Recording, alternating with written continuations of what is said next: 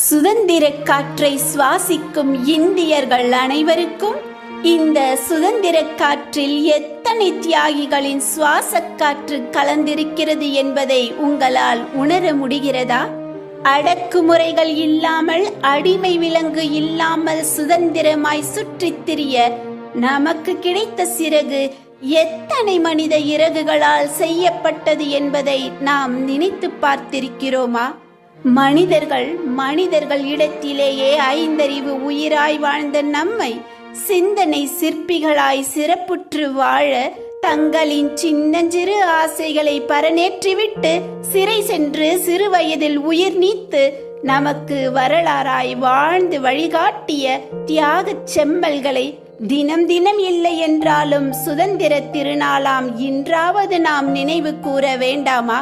நமக்காக போராடிய மாமனிதர்களின் எழுச்சியையும் மாண்பையும் ஒற்றுமையும் விடாமுயற்சியையும் விடுதலை ஏக்கத்தையும் சுதந்திர தாகத்தையும் சொல்ல முடியாத துயரங்களையும் நாம் புரிந்து கொண்டிருக்கிறோமா?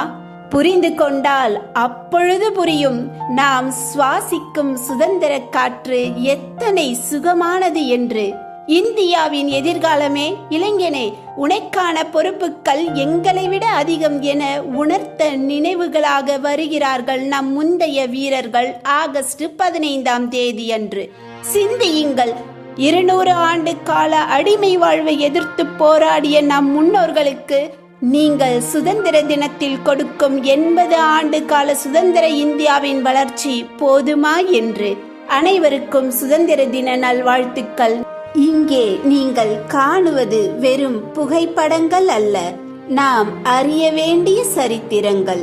இவர்களில் சிலரை பற்றிய வரலாற்று பதிவுகள் எனது கமெண்டில் உள்ளது. வேண்டுவோர் பார்க்கலாம். நன்றி.